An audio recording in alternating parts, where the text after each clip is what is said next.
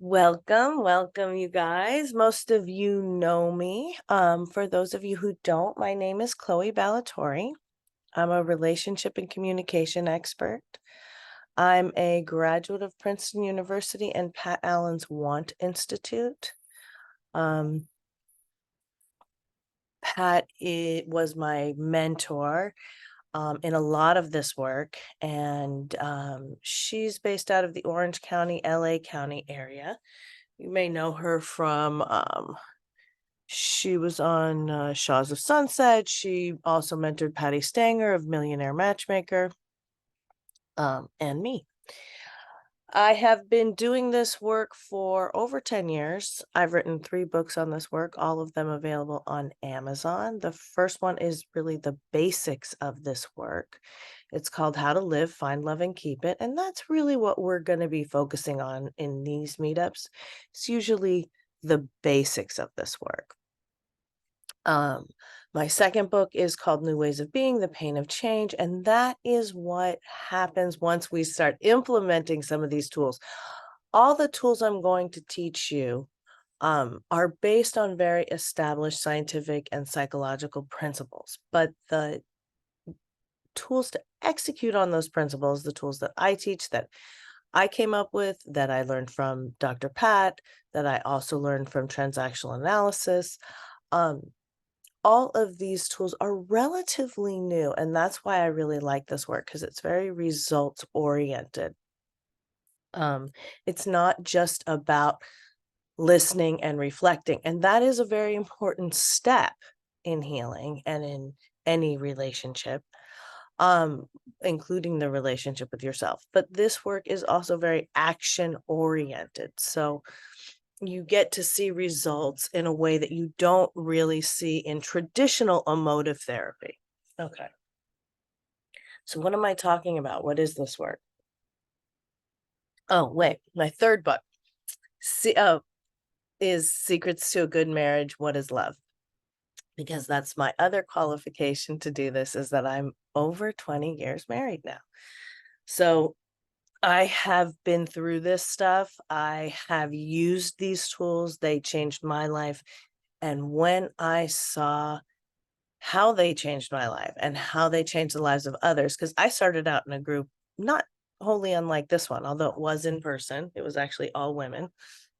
It wasn't free, but when I was able to witness the changes in my life and the changes in other people's lives, then I really wanted to do it, and I really wanted to share it. And I saw really the novelty in it because I had been kind of in therapy for a lot, many years, and burnt out on it. Okay, so what am I talking about? What is this work? Most of this work is based on acknowledging the balance that all of us have within us between feminine energy and masculine energy. Okay. Um, Ideally, we use our feminine side when it behooves us, and we use our masculine side when it most behooves us, right? And some of us are a little bit more feminine and some of us are a little bit more masculine. And that doesn't have to do with the organs that we were born with necessarily, but it can. Okay. So a lot of this work is about bringing those two energies, that dynamic, the basically the yin and the yang, yin being feminine and yang being masculine, into balance within ourselves and in our relationships. Okay. And balance is really, really key to the health of any relationship. A lot of us become out of balance or what's known as ego dystonic when we have childhood trauma or as the result of childhood trauma, because childhood trauma forces us to choose attachment over authenticity, meaning when we're little kids and babies, we have to be attached, right, to our parents because they or whoever is running the refrigerator in our zone, the adults that take care of us. And so because of that, sometimes we have to sacrifice authenticity when we're children because we can't afford not to be attached. And that sacrifice that leads to inauthenticity, oftentimes, and is also marked by an imbalance in our energy. Okay. And so these patterns that we establish in childhood between the ages of 0 to 12, 0 to 3 being the most critical, probably. But between the ages of 0 to 12, we develop these coping strategies. And they're basically a set of survival conclusions that we think are existential truths based on the reality we are in, but are in fact just strategies of the moment. And the problems occur when we bring these strategies into our adult lives and try to work them out on other people. And we are doomed to do that until we understand them. And to understand them, that takes a ton of awareness. Okay. Um, and the awareness is a really, really big step. We have to be aware of what our authentic thoughts and feelings are before we can take any actions on them. Okay. Um, and again, it's very helpful to understand our own selves, our own authenticity, and our own relationships through the lens of this duality of masculine, feminine, yin and yang. Call it what you will. Sometimes people don't like the terms masculine and feminine because they're have such a strong connotation. But again, one is not better than the other. Masculine's not better than feminine, and feminine is not better than masculine. We live in a very masculinized world. And a lot of feminine values have been lost. It's one of the reasons that we failed to cherish our environment. Most people are in their masculine energy when they're at work. And this, especially in America, we are scripted very much to work. Um, okay, so what is masculine energy beyond work? Masculine energy is the left brain. This is the world of ideas. This is the world of stuff, doing, acting, taking care of, giving, nurturing, competing, conquering, controlling. Okay. This is linear thought. This is logical thinking. This is single-mindedness, right? This is oftentimes, as I said, the energy that we're in at work. Then we have our feminine energy, the right brain. And this is passive, patient, vulnerable. This is the world of feelings, the world of sensuality and sexuality, spirituality. This is energy that is very much in the world to make it fun, but not of the world. The world of feelings, receiving. Okay. And so everybody has this balance in their selves and in their brains. This has been demonstrated since at least, I mean, biology experiments done in the 1980s definitively showed that we have these two hemispheres of the brain.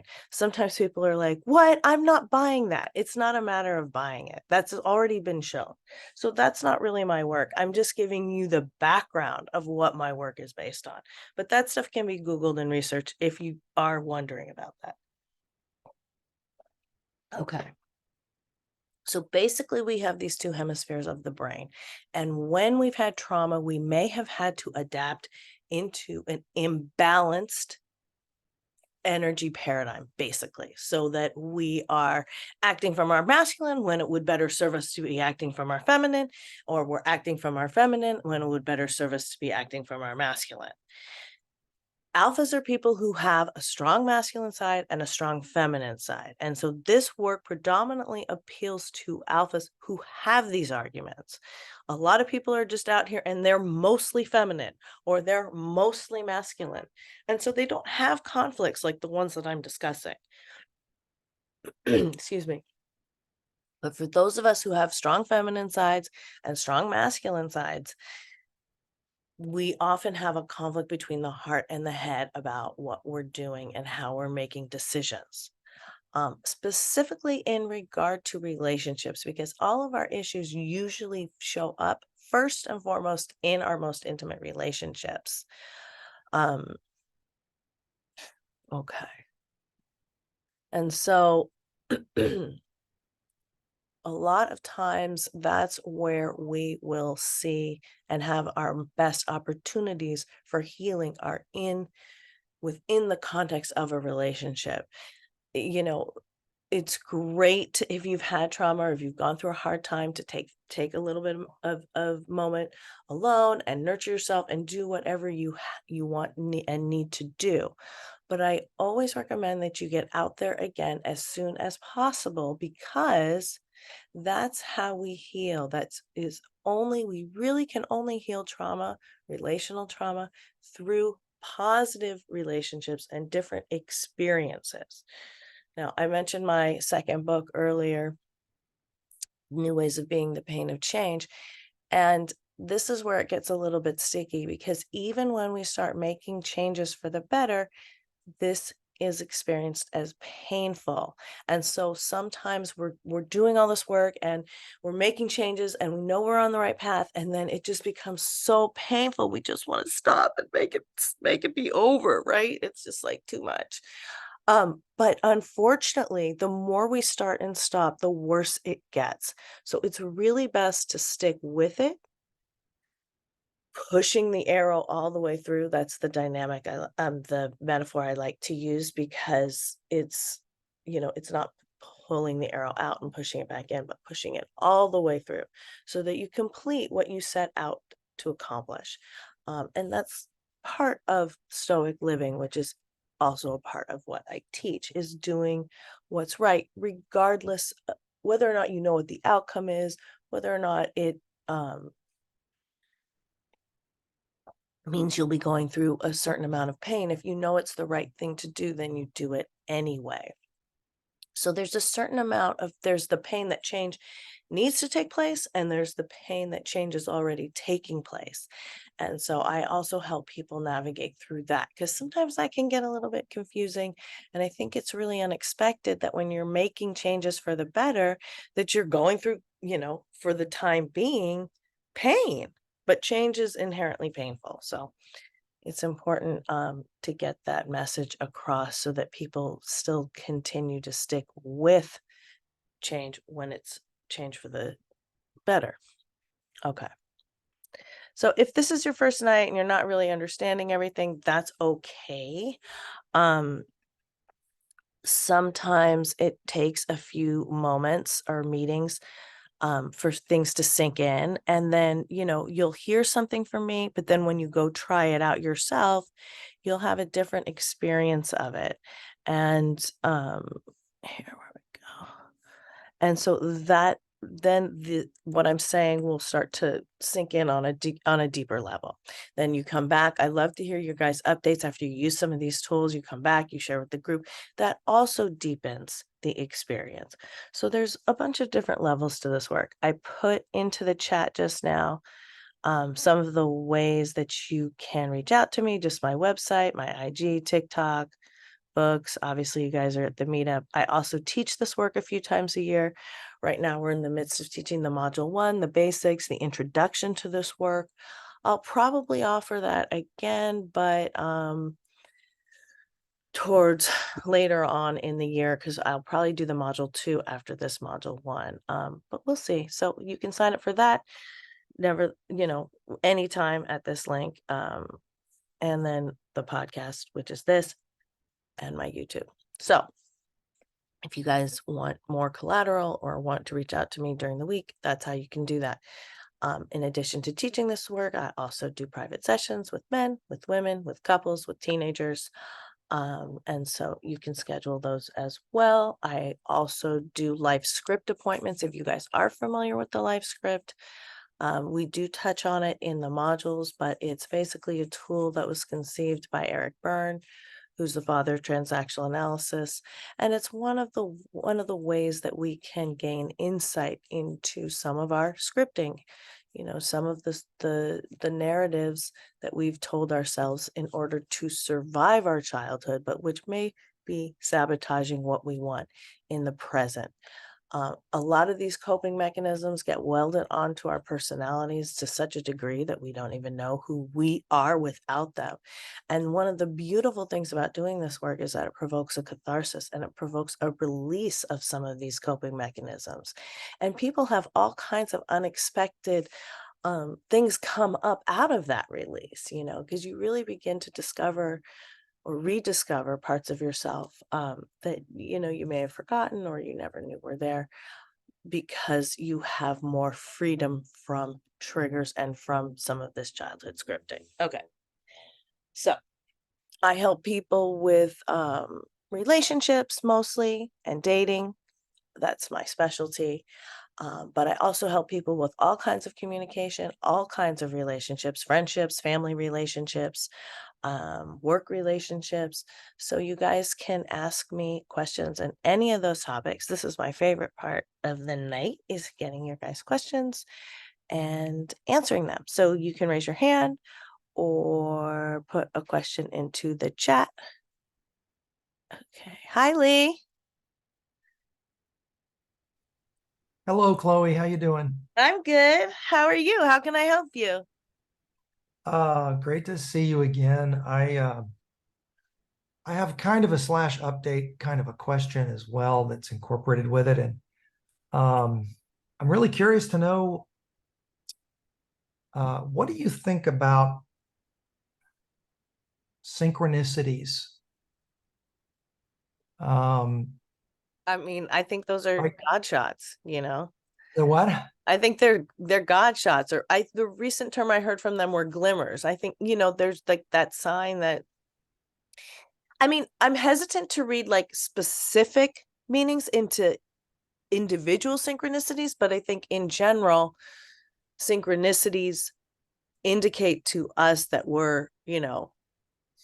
their messages, we're on the right path, or, they're confirmations, or they're just signs that there is that higher power at work in our lives, basically. Well, that's good. That's kind of what I wanted to ask you about. I don't want to get terribly metaphysical on you tonight or spiritual, but I guess there are aspects to that, what's been happening. Yeah, this work is very spiritual. I mean, a lot of people actually don't get that, and that's okay. A lot of people just come to me, they get their guy, they get their girl, and I never see them again. But some people do understand there is a deeper level, that this work is really spiritual. So, Well, okay, go ahead. I'm just curious, when you met your husband, did anything like that happen to you? Were Uh, there signs, were there things that were happening and you were like, oh my God, and that gave you clues or that attracted you to each other? Or I'm just curious what your experience was like 20 years ago. um, yeah, no, that's fine. You know, I didn't know there were both. On the one hand, okay, I do remember the first time we had eye contact, which was like a few days into we met at work. So I had just started a new job, and a few days in, he and I had eye contact. And it like penetrated me really deeply into my soul or something. It just felt like, oh. But then after that, we became friends. Um, and I was struck by how well we got along. But I also at the same time told my friends that I was in this new job, no cute guys, I'm not going to meet anyone here. So I remember being of both minds. Like, yes, I'm attracted to this person. But at the same time, I don't know. Part of me was like, eh, who knows? Maybe but part of me was like not attracted. I couldn't tell. I couldn't How tell. much I was time, ambivalent. how long did this go about from the time you first met until you were So dating? that's what I really like. I think meeting at work is good in the sense that you get that chance to get to know each other without a lot of pressure. So we went on a lot of group lunches, Oh, like with our team. And so I just got to know him really well, and we became friends. And that was like about a 4 or 5 month period. Um, and okay. then I'd say at about that point, the chemistry was starting to kick up a little bit. And we had this kind of like wild Cinco de Mayo celebration at work, and that was kind of when the sparks flew. But it still took a minute or so to get together. But yeah, so Mhm. I'd say like we had known each other about 4 or 5 months at that point. So so you met him in a normal setting about 4 or 5 months, and then there were signs or things that were, you said you felt something, but were there any kind of like exterior symbols or omens or signs you felt might have been signs that he was the one, or that, is there anything like you called them God moments or Yeah, something? yeah, yeah. I mean, I was so much younger then and I was a little bit less aware. So, Right. um, but I think, mostly ultimately what I felt when we decided to get into a relationship together, I felt really comfortable Mhm. and I enjoyed myself with him. Right. And I actually noticed that he had a really good balance of feminine and masculine. I wouldn't have called it that at the time, but I knew he was tough, but also vulnerable. And that Mhm. appealed to me because I knew I wasn't going to just go for some like beta male who just like made a ton of money and was just like into cars. And not that anything's wrong with that. I just needed somebody with that other vulnerable side as well, because I have a really strong masculine side. So I didn't know this at the time, but instinctively I did know it. Funny enough, at that time where I was working, I was writing an advice column for dating and relationships. Right.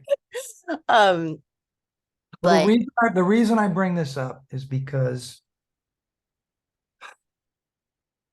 there's a couple of people I've met in the last last month to a month and a half. mhm, And one of them in particular, I'll just say it, I'll be straightforward. I'm absolutely, the signs that have in the last few couple of weeks is freaking me out. It's amazing. I'm like, things are happening. How do I say this? yeah, there's a lot of magic in this I, work and in love. I mean, this is yeah, the now, world of magic. I have not asked anybody out on a date. I want to be very clear. I have not used your tools yet because I'm being very careful of that space. I'm just kind of letting things fall into place and try to let them flow, and and I'm having a great time getting to know this person.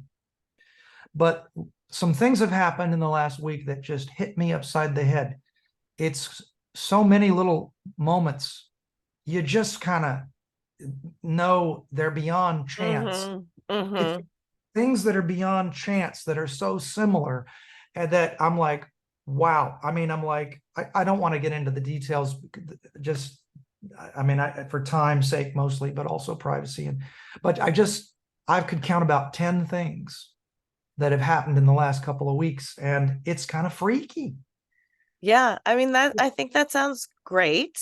It's a And I really feel, good sign. really good about this. I feel I've met this person in real life, not on a dating app. you know, Right, we, which you um, prefer. and there's a lot more, but there are little things that happen that it just has kind of blown me away. I can tell you one of them, the very first one I noticed, we both drive the same car, the same color. That is That funny. was, I'll tell you that, but that's all I'm going to get into. There's a lot Okay. more. There's a lot more. Well, you've done But a lot of work and you have shifted your energy and you have a different awareness than you had a year ago. And so, that's these are, you do see more magic in your life. You are able to see the magic of the moment a lot more when you do this work, right? Because most of us, like I said, we live in a very masculinized society and we tend to discount some of that stuff to protect ourselves. But I really love that you're open enough to see those things now and that this is happening because it's magical. It's so great. This is why I do this work because I really do want all you guys to be with your person and to be happy and to be in love. Like, nothing's better when it works. this is a person, by the way, who lives in the nearby vicinity. Good. So it's not like some huge hike to go meet them across That LA. helps. That helps with your compatibility. There's a lot more, but I'll say this: after 4th of July, in 2 weeks, the next time I see this Hmm. person, if the signs are, if it's still positive, and I think I might be ready to Yeah, maybe make your move. have Don't, some like I out. said, don't wait too long. Right. I don't want to. I just had a client. I just had a client. She liked this guy for like this. She's a student, a college student. So she liked him for the whole last semester. He finally made his move in May, and she was like, window So closed. it was over, opportunity lost. Well, I want to pass the baton, let somebody else go, but I just wanted to say thank you Okay. for all this feedback. I'm gonna, and if nothing, I don't want to read into it too much. If nothing happens, no big deal. I'm used to disappointment. There's nothing, I already know the worst case scenario, Right.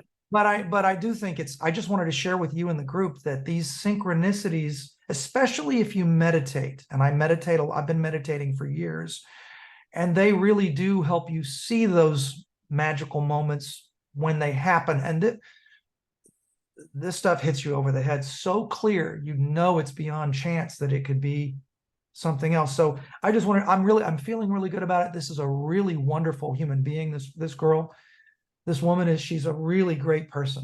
I can see, Yay. I mean, she's a really neat person. I don't know if she's attracted to me. I didn't see the signs when I first met her. I didn't see but she's really charming. She's warm. She's receptive. And so I didn't think she liked me, but I am seeing a lot of signs. And Okay. we are every once a week at this event. She's there. So it's been nice to get to know her in a comfortable way, and I want to Yeah. wish everyone the best of luck with their own journey and pass the baton to the next person. Thank you. Yay. I'm so happy to hear this, because you've been using this work, and a lot of it is trial and error. It's hard to understand what it means, like cherish feelings, respect thoughts, until you actually start to put this stuff into practice. So I'm really happy to see you at this point. And just it's exactly like you said, whether it works out or not, you've made a connection with somebody, and that's valuable in and of itself. No relationship lasts forever. Okay. We all eventually die or get divorced. So okay. Okay, good news. Okay, Kiara. Hello. Hi, Kiara. How can I help Hey- you? Hi, how are you? I'm good, thanks. Good. Yeah, so I've been tuning in for I think maybe 3 weeks now. Hmm. The main thing I realized was just my not really realizing how much I am very masculine, because I didn't always assume. I just thought when I heard masculine it means macho, manly, but no, it could be meaning just wanting making the first move, get Hmm. lots of giving, not always receiving. Yes. So I'm trying to be more in like the receiving um energy, which is my feminine energy, because I want to attract someone who is more masculine, who wants to take care of me, who wants to take the lead. When I say take care of me, I don't mean like financially, I mean emotionally. I In want my any way. Yeah, in any way. right, You're open to receiving whatever it is. And money is exactly. the easiest thing to give. So, you know. Right, right. So anyway, so yeah, so I've been working on myself, and when I say that I mean with a therapist, and I'm full disclosure, I'm going to like a treatment center, and I'm have a lot of time off of work right now because I'm focusing on myself and my treatment and my anxiety and Good for all you. that good stuff. Thank you. And I'm coming out of that and I'm feeling more hopeful. But I will say that my only really socialization right now has been the treatment center. Mm. Um, and now that I'm coming out of it, I want to, of course, get back out there, and um, I want to, start expanding my horizons. But the one thing I noticed was that, wow, I'm really, and maybe it's okay I'm doing this, but I'm realizing that I'm inviting, I'm like nice to people. People always say I'm nice, but I realize I'm giving a lot of giving a lot, saying hi first, introducing myself. And I kind of want to be able to practice my receiving as well, being in that feminine energy as well. So I was just wondering, how can I practice my feminine energy? How can I be receiving even in those, even in the setting I'm at now? Because that's a part of my healing journey is eventually I want to attract someone, and then why not practice now? Right, of course. And exactly, you can start anywhere. And you can meet someone anywhere, you know. So it's you know, you've made the first step, which is bringing an awareness to, you know, how you're doing a lot of work in all your relationships. And so, you know, one of the things is just to stop, slow down, listen. Don't put so much pressure on yourself to fill the empty spaces of conversation.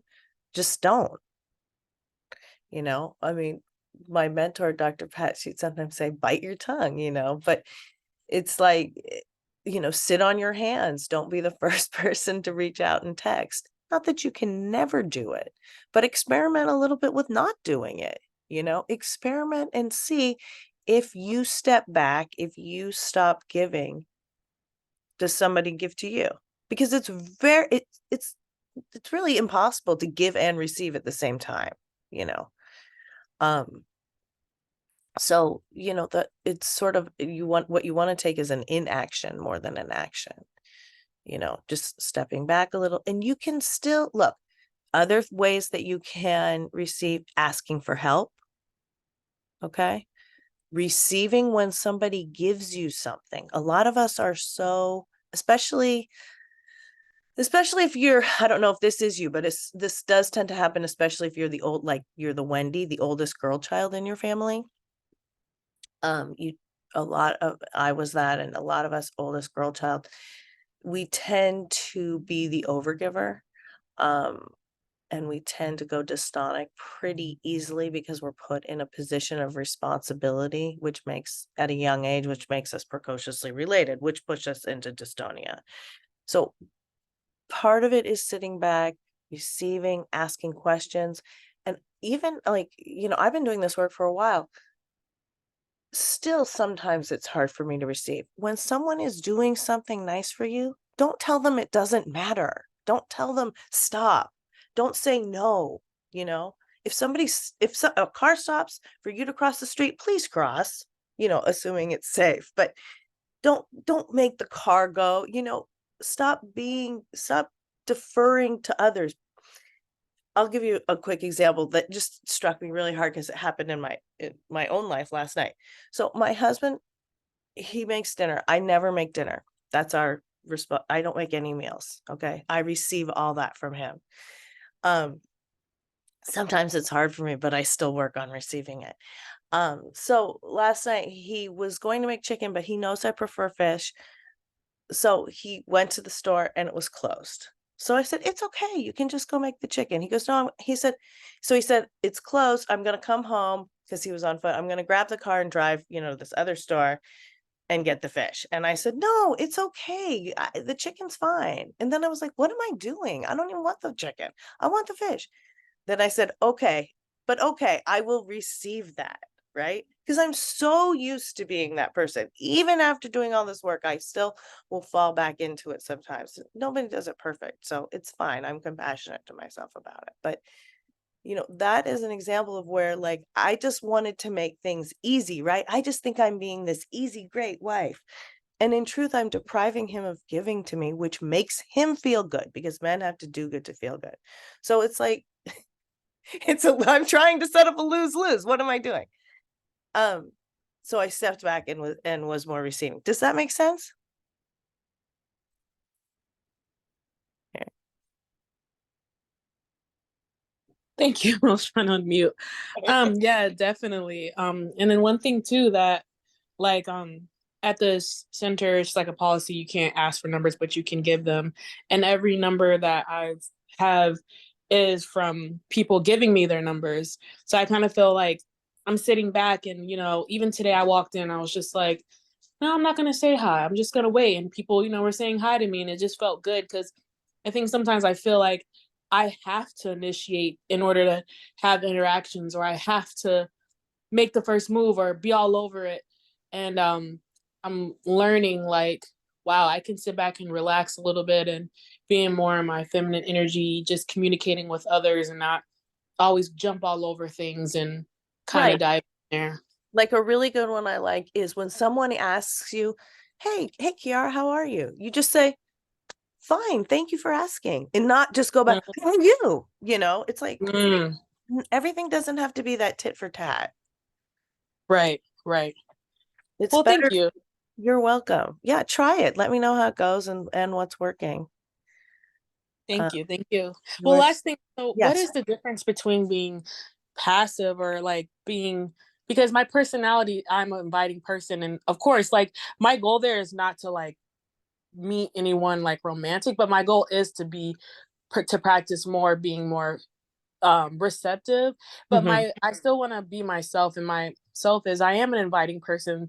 People tell me that they appreciate me being kind to them when they first get there, because I've been at the treatment center, like you go in and out, it's just you go there daily, but I've been there for like a month, so I like, I introduce myself to the new people, I help them. But then again, I don't want to be over like, over like doing it, not being Right. overbearing, but over masculine energy, over, Yes. hey, how you Yes. doing? How, to everybody. Right. 100%.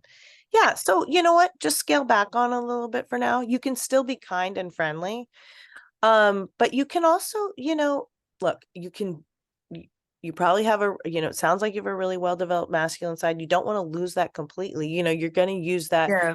probably with friendships. You'll probably use that in your work relationships. Those masculine qualities really bear fruit in work relationships, Right. networking and that stuff. Um, so you can, you just tell yourself, I'm going to be using that right now. I'm going to try my feminine energy and see how this goes. When you Yeah. get really good at it, you can just like go back and forth to the best of your advantage. You know what I'm saying? Like, so that even though mostly you're in your masculine at work, there might be an opportunity to be in your feminine where it would be better, so Mhm. you can do that. Mhm.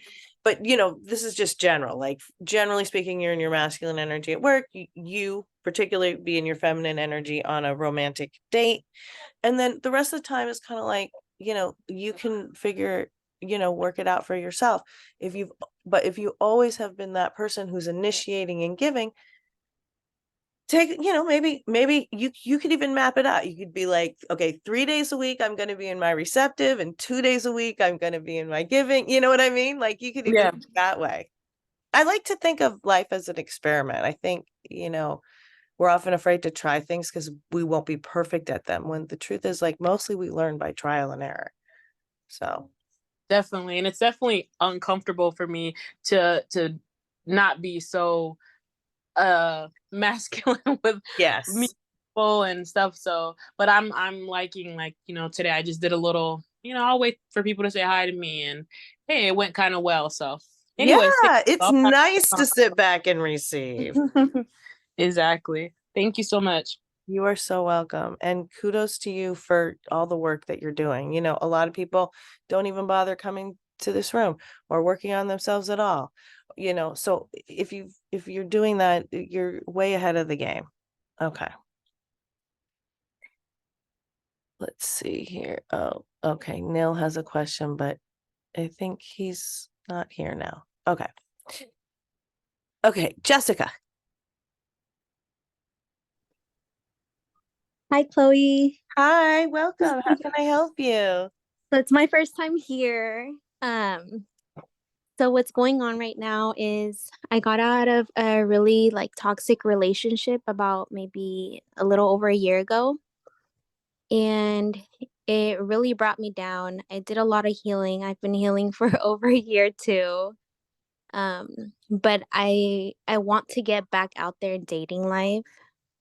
And right now I've been doing it mostly like on dating apps since it's really difficult to find dating. I guess Mm-hmm. dating is a little difficult now in the real world.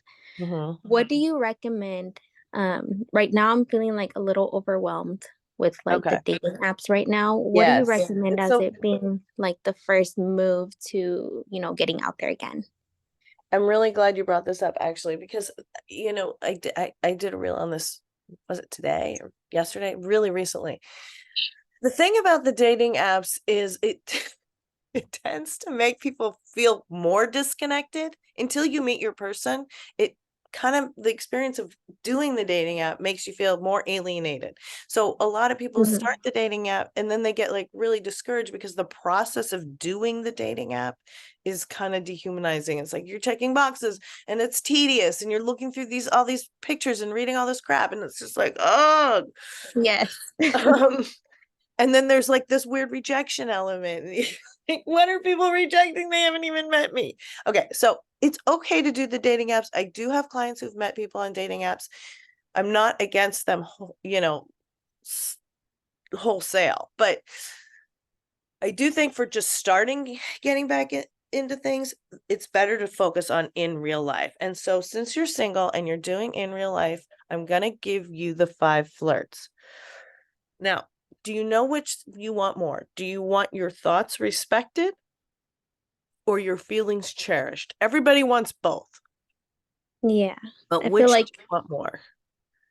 probably I'll say my feelings respected. Okay, so it's feelings cherished, thoughts respected. So Yes. feelings cherished, that's the feminine mode. That's fine. Mhm. Okay, so that means the reason I asked because it's a slight difference in the flirting. So I'm going to give you a little homework. This is what I do. I give people homework.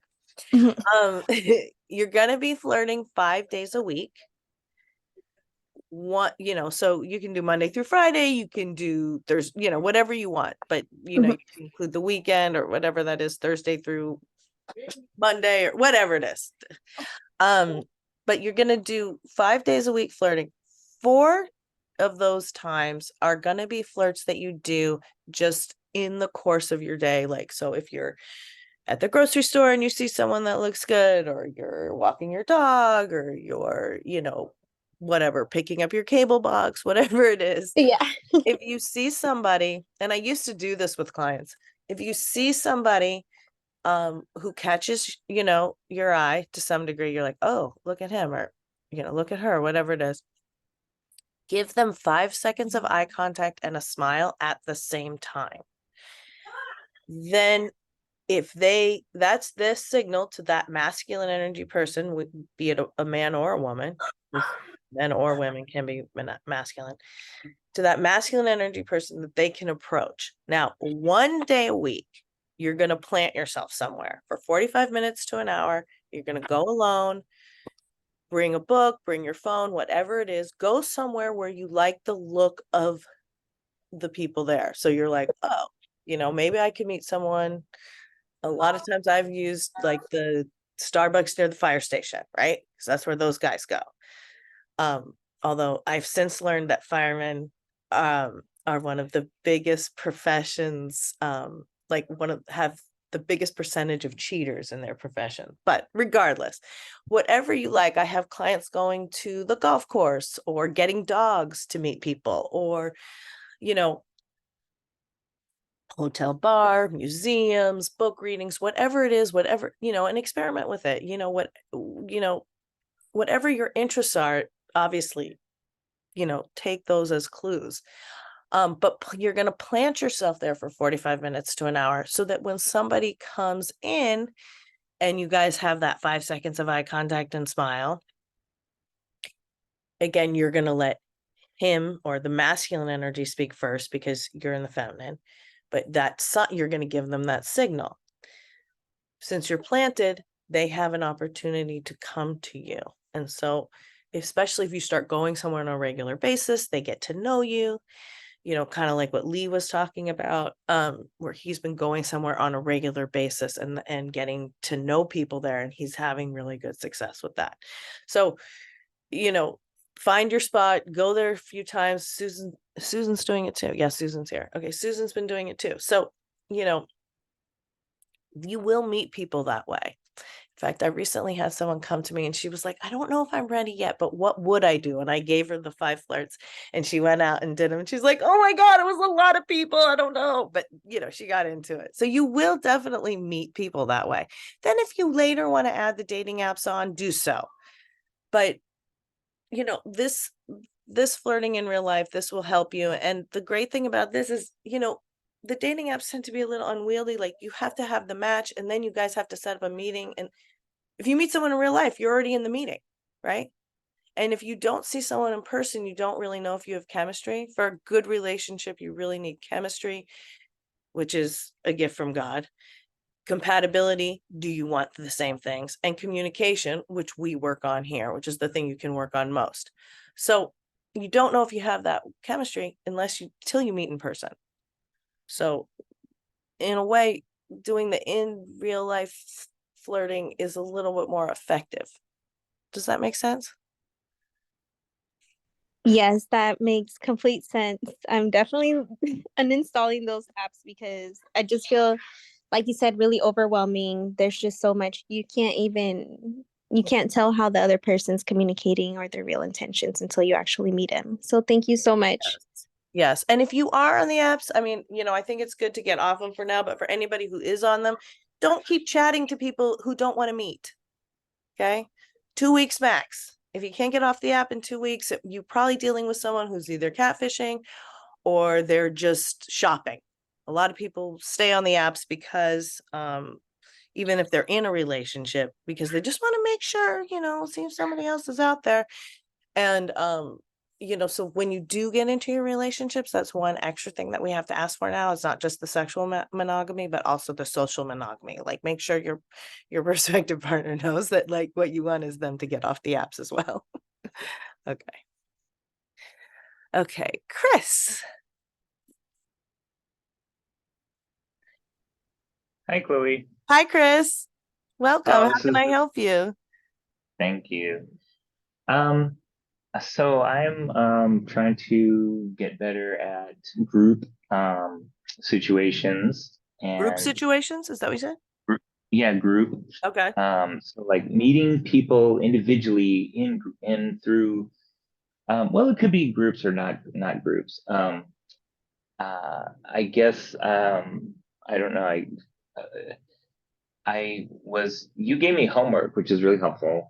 Hmm. So, um, I was supposed to go to a meetup last weekend and it was like cold and like overcast and I chickened out. And so I wanted to ask, like, this was a hiking group.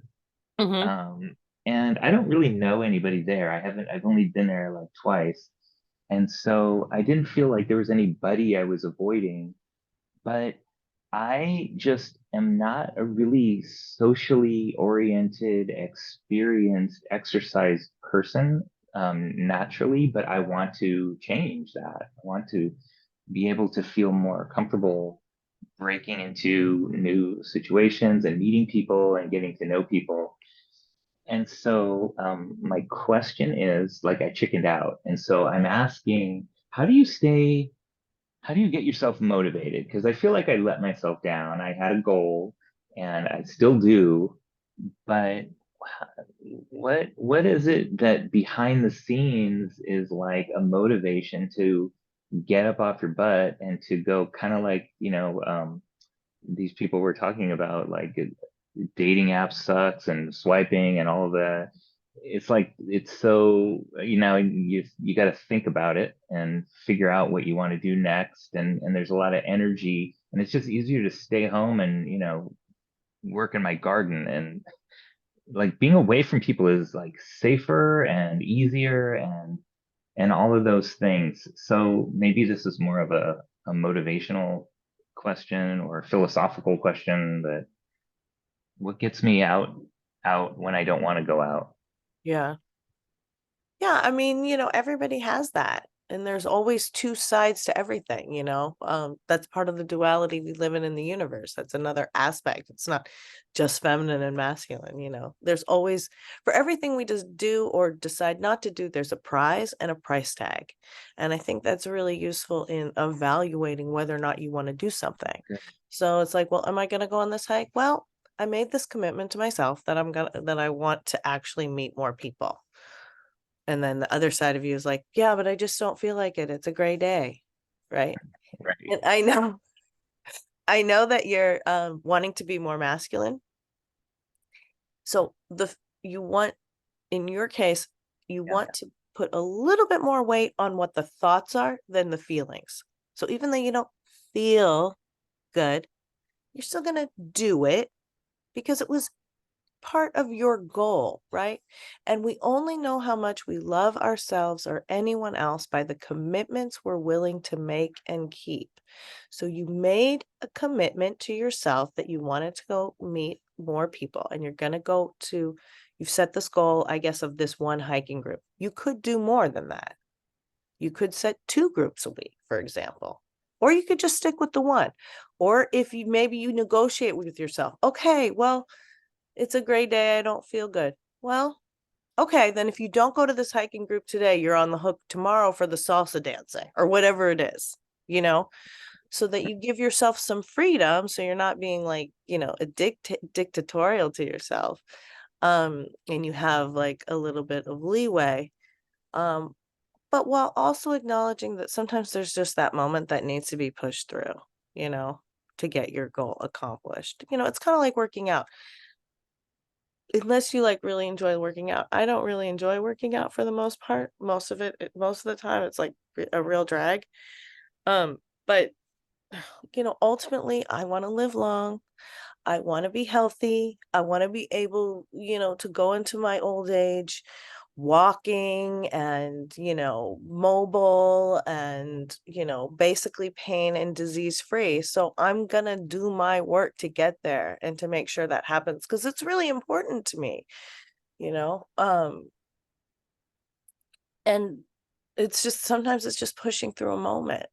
But I think at least engaging in that conversation with yourself, so that even if you don't go, you've brought a lot of awareness to the moment as to why you didn't go. And you kind of did that part of that because you said, I just didn't feel like it. But maybe just challenge yourself a little bit more. Well, but I did say I wanted to meet people. And if I don't take an action, I'm probably not going to meet anybody from the back of my garden. Now, it's totally fine to be an introvert. Introverts essentially are people who get energized by time alone. Extroverts are people who get energized by time amongst other people.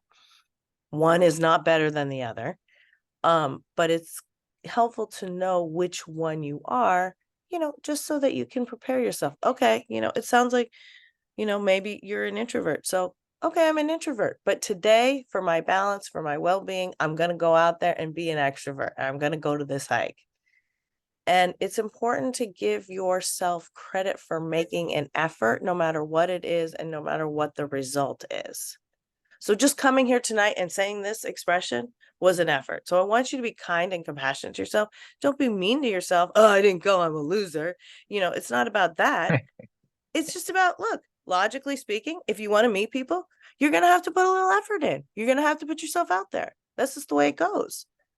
Nobody knows Yeah. that Chris is at home looking for friends. I have the Yeah. same problems So too good. sometimes, and especially from the pandemic. I'm an introvert. Introverts, I have to push myself to go out and talk to people, but I'm always so glad when I do because Mm. I need that balance in my life. It's not enough to just be alone or just be with my husband or my kids all the time. Um, Yeah. Yeah. That's so good. Those are such good thoughts. Oh my okay, good. gosh. Good. Oh, Good. Yeah, thank so you. so try that and see how it goes. Hopefully, let us know if you make it to the hike this week. Yeah, where the heck is it? I recommend it to anybody on even on this in this group, just because Yeah, it's beautiful. It's really nice and pretty, and people are super friendly, and I think you know, we're all like 50 somethings, but yeah, you can put it in the chat if you want. And actually there's been a little discussion from people in this group about getting together in real life. So, I encourage that. If you guys want to hook up and meet up or whatever, do so. And then you can practice these tools on each other. I'd even be open to helping organize something like that if somebody wanted to do that. So let me ooh, I know. I was just thinking, you know what? If these people that are in this group and working on themselves so wonderfully, we're all in a company working together, oh my gosh, that company would be totally successful. Right. I mean, this work really, like, that's why I love doing this work, because I know when people do it, they ultimately get happier and they live more fulfilled lives, and then that just makes the world a better place. And Yeah. actually, when Pat did she did something very similar. She did in-person events though, so it was kind of easier. But